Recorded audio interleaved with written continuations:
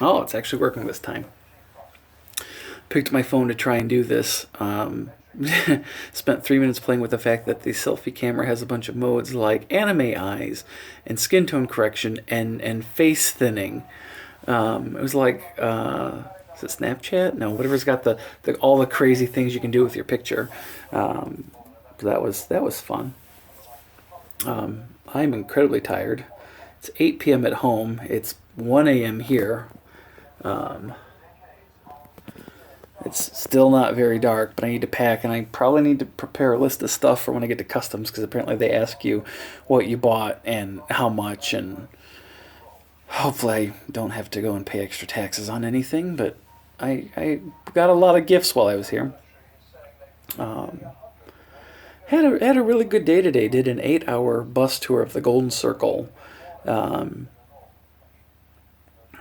Took a lot of art, shots of street art walking around. The city has a lot of graffiti, but then there's also a lot of street art where you can just tell it took them. They it had to have taken so long to do this. It's not graffiti. It was allowed. Um, there's one I really like along Highway 41 that cuts along the harbor in Reykjavik, and it's a take on the monkeys see no evil, say no evil, speak no evil, hear no evil. It's three faces, and I have no idea. Like, there's no words with it. I don't know, but I immediately felt like I got a really good gist of it. Or it's got, especially because there's been all the political activism and the turmoil here, and throwing out bankers and throwing out governments. It's got these three human faces, and it's got I'm doing it one handed, but it's like this, and then there's another face cupping its mouth, and another one I think it was doing this. Um, I saw it and immediately just went. I instinctively get the idea that it's supposed to be like acknowledge the evil, decry the evil, hear the evil, speak out against the evil. Loved it, but it took me three different trips going down this road to snag a couple of good pictures of it. Like everything else, it's going to have to wait till the weekend before I can sit and hopefully get out my data cable and pull everything off my phone because it takes so much to try and upload it off the phone into the Google Cloud or Picasso or anything like that. Um, yeah, lots of fun with the street signs here. I was on this tour, Golden Circle tour, tour guide named Thruster, and the day started horribly, and I almost missed this, but very, very, very pleasant guy. Um, it was fun. I asked him. I said, look, there's this sign. I took a picture of it. It shows a tractor, and then there's words, and I don't know the words in times. And I said, now I don't know what this says, but I said I'm from Indiana. We got a tractor problem. Am I correct that says don't you're not allowed to drive a tractor through Reykjavik? And he laughed and he goes, oh, it only says you can't during rush hour. We got a big kick out of that. There was three of us on this tour. There was me, from the Chicago area. I continue to masquerade as a proper Chicago resident because it's a lot easier. Mark from Dublin and Tanya from just outside Munich. Well, I guess an hour outside Munich. Um, so that was fun hearing about parts of Europe and where's expensive and where's not. And Mark was saying it was like 8 or 10 years ago. He went to Barcelona for holiday for a week and stayed for 8 years and got a job in an apartment. It was like, oh my god, cannot believe that happens. But he only went back to Dublin 2 years ago and heard about the stories and said, they were decrying how expensive everything is in Reykjavik. And I said, oh, I thought all of Europe was expensive. And they said, well, this is particularly expensive. So, okay, good to know. Barcelona apparently is cheap. Um, I got a good tip to fly Aer Lingus to Dublin and then use that as the gateway to the rest of Europe. But Dublin is supposed to be expensive, and Barcelona is cheap. The more you know. But yeah, so I took a picture of this street sign of the no tractors during rush hour in the hopes that I could send it to Greg, hopefully when he's governor soon. Uh-huh. Um, and suggest that we implement some similar signs. Almost missed my tour this morning. My paperwork said be waiting outside the hotel at 9 a.m. Okay. 8:15, I have just got out of the shower, and the hotel room phone rings. And I answer it, and they're like, why aren't you down here waiting for your rides here? You know, it's I guess it's 8:23. And I'm like, everything I had said 9 o'clock. I was gonna come eat breakfast. I'm so sorry, so embarrassed. I'll be down in 3 minutes. Throw on clothes, grab my camera, run out the door. There's a Gray Line bus, and he, I walk up and he's like, Miller? I said, yeah. And he's like, okay, come on. We drive to the bus terminal, which is how everything works here, and I go in to get my ticket, and they're printing it out, and they're like, this is your ticket here, your ticket back to the city, and here's your ATV pass. I said, I rode the ATV yesterday. I said, today I'm doing the Golden Circle tour, and they seemed a little confused, and they're looking, and I showed them my thing on my email, because I didn't think to grab the printed one. Running out the door, trying to get decent to run out the door, and they're like, yeah, this isn't us. Extreme Iceland picks you up directly, it doesn't go through us. And so they're explaining. They said, you're on the system for an ATV tour, and I immediately clicked, and I said, oh my god, now this all makes sense, because yesterday the ATV tour was wait outside your hotel by 8:15. We'll pick you up between 8:15 and 9. And so I said, well, Tuesday the ATV company called me and said, we've got you in the system for 2 days. Which one are you in? And I said, oh, I was booked for Thursday. I moved it to Wednesday 2 months ago. And they said, okay, the person moved you but didn't remove the original date. So we'll take care of it. Well, they didn't take care of it. So, and the ATV company was cool. They were great people, not knocking them. Definitely do an ATV ride if you go to Reykjavik, or the greater Reykjavik area. But as a result, suddenly it's like 9:05, and I'm at the Gray Line bus terminal on the edge of town when I need to be at my hotel. So they're calling Extreme Iceland for me. I later found out that I got an email and a phone call from Extreme Iceland, like, where are you? And so Gray Line kindly ran me back to my hotel where Thruster and Tanya and Mark were waiting. But yeah, that was messy, and I was horribly embarrassed the whole time. But that was great fun. That was well worth the experience. It was wonderful with a small group because we could be flexible. Two of us expressed an interest in the livestock, and so Thruster pulled over at a farm so we could get out and take pictures of the horses and the sheep, just because we were interested. And it's funny. I'm from Indiana. Why was I so excited to see baby cows? Maybe because just baby cows anywhere you go are cute. But we stopped at this dairy farm for ice cream, and you can pop open the barn. You can look at these 3 baby cows, and it was like, baby cows, and so we're all trying to get them to walk over to us to pet them, and I'm making a petting motion. But yeah, it was a fun time.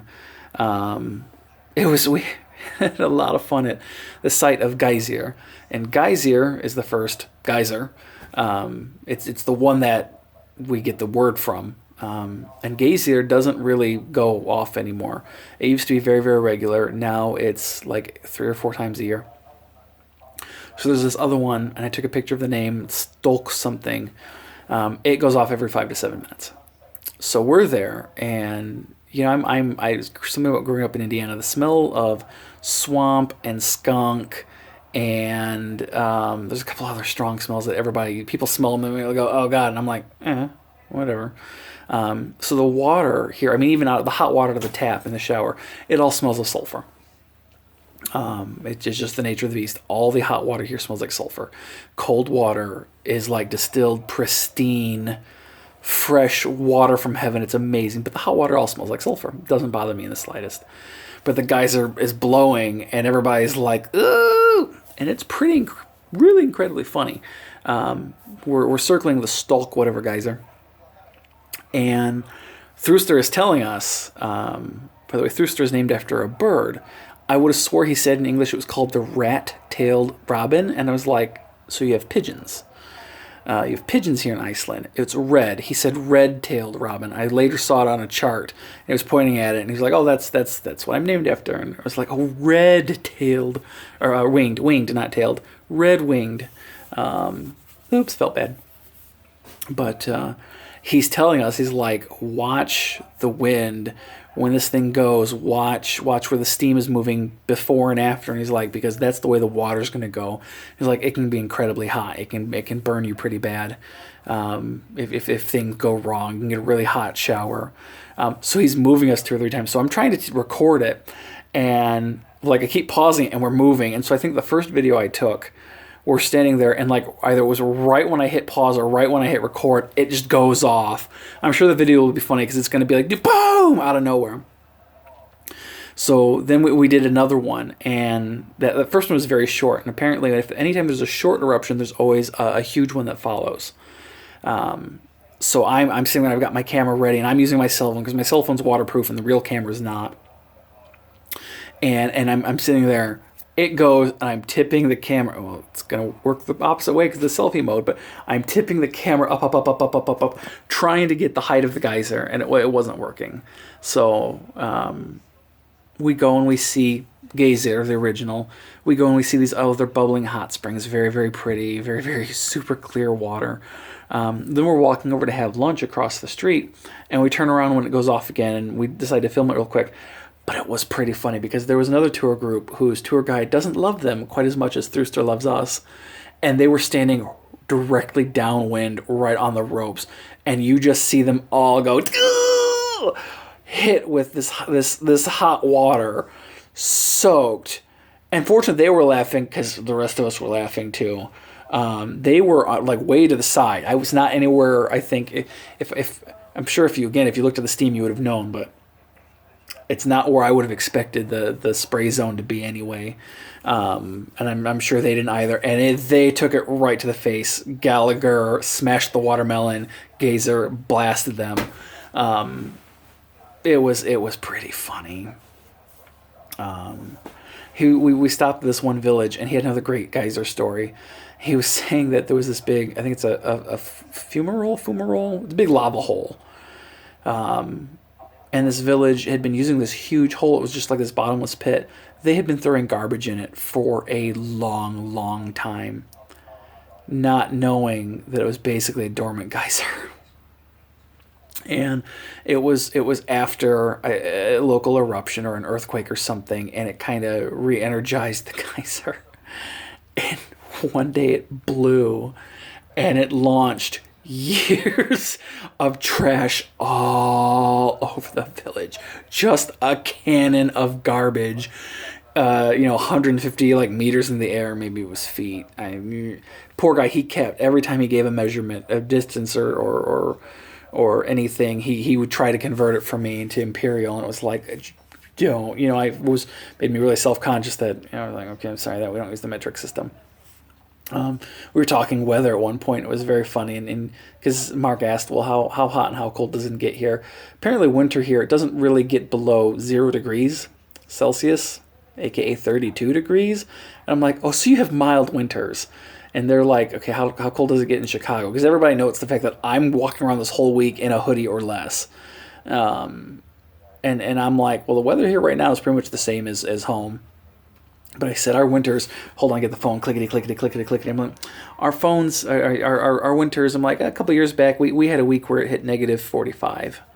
And they're like, oh, that's Fahrenheit, right? And I said, well, actually, apparently when you get down that low, the scales are pretty close. I said, no, but that's Celsius. And I walked to work in that, and they were like, oh, yeah. Apparently the hottest day on record in Reykjavik was long, long, long ago. I can't remember if it was like the 1980s or the 1880s, but apparently it hit like 30.5 degrees, and 37 point something degrees is 100 degrees Fahrenheit. So it was like, oh, your hottest day was like in the 90s or 80s. Sucks to be you so much. I may have to come visit in the winter next time, because apparently the winters here are not that bad. But got off the tour, took a lot of good pictures, both with my cell phone and the real camera. I find it incredibly funny and ironic. Climbing up, I'm kind of out of order now, but came back for a nap and then walked around the city again. Climbing the big hill, realized that all the cross streets, the street that I climb with the big hill is starts with Stove, something with Gata, something Stove Vader. There's like 4 different names for street. I call it Stowe, and I know Stowe. Anyway, so I'm climbing Stowe, and I realized all the cross streets leading up to Hallgrímskirkja, the big church. And Thruster and I were working on my pronunciation of that weird T sound. He made me say it several times. The name Eyjat Skallagrim Saga. Anyway, all these cross streets up this hill leading to this big Lutheran church it's Odin's Gata, Tyr's Gata, Baldur's Gata. I took a big picture of Baldur's Gata because it looks like Baldur's Gate. Gamers will get it. But I'm like, all the cross streets leading up the hill of the Lutheran church are named after the Old Norse gods. That's kind of funny. Went up and down the hill like 3 times tonight because I was like, okay, well, I got to go have one good dinner. One more good Icelandic dinner. Someplace new. Almost went to a shawarma place and went like, you are not going to remember eating shawarma in Reykjavik. Go find something Icelandic. There's this famous street meat coach for hot dogs, an Icelandic style hot dog. Oh my God, was it good. So I got two. It's this hot dog, and they serve it with fresh onions, what they either call crispy or crunchy onions, which turns out they're fried. And in my head, I was thinking sautéed, and then I'm like, no, they're like those French's onions you put on green bean casserole at Thanksgiving. They're really crunchy. And all of a sudden I realized later on that like it's almost like onion ring bits. Like they are deep fried onions. They cover it with a honey mustard that's a really clingy, thick honey mustard, and then some kind of a mayonnaise sauce made with relish. Oh my God, they're amazing. They're fantastic, and they're cheap. It's one of those things that people say you have to go do. So I ate 2 of them. Then I was like, okay, the only thing I can think of that I really haven't had is Icelandic lamb soup. So I went back up the hill to Cafe Babalu, which is right by my hotel, because they always have this sign. That's I think I posted the picture earlier. I mentioned it. They got the window. It's a picture of a chicken. It says the chicken game. Don't look at the chicken. Game over. I thought it was incredibly funny. So I go back up the hill to Cafe Babalu to get their Icelandic lamb soup that they advertise. I climb back up the hill and discover they closed like 10 minutes before I got there. So I just go back to wandering around, and I was working on getting level 2 of the Brew Lagoon badge in Untapped, 10 Icelandic beers. There's a level 3 for 15. I'm like, guys, I don't think I could find 5 more Icelandic beers at this point. It's just not that easy. Everybody seems to drink the big 3, so finding 7 others was a challenge. Anyway, so I'm like, crap, not going to get Icelandic lamb soup. That sucks. I'm going to go have 2 more hot dogs, go back down the hill, go back to the hot dog place, tell the pleasant woman watching Friends reruns on her laptop, I'd like 2 more with everything. Einwand all or something. All the websites tell you how to say 1 with everything. They don't tell you how to say 2 with everything, but they are fantastic. I will be trying to figure out how to make these, let me tell you. But yeah, so I ended up eating 4 crazy Icelandic hot dogs and going up and down the hill 3 times to burn them off. Got my last 2 beers to get Brew Lagoon level 2. Thank you very much. But yeah, it's been a good day. Lots of photos. Lots of had fun at Thingvellir Park, the big national park here. It's the Golden Circle. Like we saw a bunch of waterfalls, and we went into the geysers, and we went to a geothermal plant, and we saw a big crater that was filled with water from a volcano that had blown long ago. And yeah, I just did so much. So like the last time we went to was Thingvellir, which is where several scenes from Game of Thrones have been filmed. So if you are a Game of Thrones fan and you remember in season 1 when they're taking Tyrion Lannister to the Eyrie and that they're riding there, I was there. I was there where they filmed like the exterior shots of the Eyrie. But there's this great big waterfall there, and there's there was maybe 15 people there. It was very quiet for the size and popularity of this place during the summer. A lot of Asian tour groups, and then there's us and me, Mark, and Tanya, and Thruster. So Thruster, we're on this little platform like a foot above the rocks in the front of the Lustus River. Beautiful. Thruster, very nimble guy, just suddenly hops off the platform and goes out across the rocks and is just right there in the middle of the water at the foot of the falls, and squats down and scoops up a bunch of water and just starts drinking it right out of the river. And you know what? I can't actually remember if I've explained this. I was just talking to my parents a bit ago, so I can't remember if I've told you all this or just them. But this tour group was me, Mark from Dublin, and Tanya from outside Munich, and Thruster. So Sorry if I'm repeating myself. But so, oh yeah, I'm repeating myself. Yeah, because the three of us, more flexible horse pictures, right. It's 1:30 in the morning. It's my excuse. So Mark and Tanya and I are looking at each other kind of going, nobody else is doing this. And Thruster comes back and I'm like, good water? And he's like, oh, great water is always super fresh water. And I'm like, that says a lot. That's a big statement when the general Reykjavik area water is like distilled magical goodness water. And he says, well, there's no sign saying we can't go out there. He goes, I do it all the time. So I'm looking at these rocks going, I'm going to fall right on my tuchus and I'm going to eat rock. And I know this. I'm going, I need not do this. I'm staring at it going, which is the story you want to tell? Do you want to show everybody the pictures of this beautiful waterfall and just say, I visited it, then we left? I said, or do you want to tell the story of, that right there is the rock I went out on to scoop water out of this waterfall and chug it? So I'm like, well, I know which story I want to tell. So I hand Mark my camera. And I'm like, could you hold this? And he's like, oh, yeah, he's this wonderful Dublin lilt. And he's like, you're going to do it. And I'm like, yeah, I think I am. So I am not agile like Thruster is, but he's also a hiking tour guide. Like this is a very nimble guy who is used to dealing with terrain. So I hop off the platform and I'm very gingerly rock to rock to rock.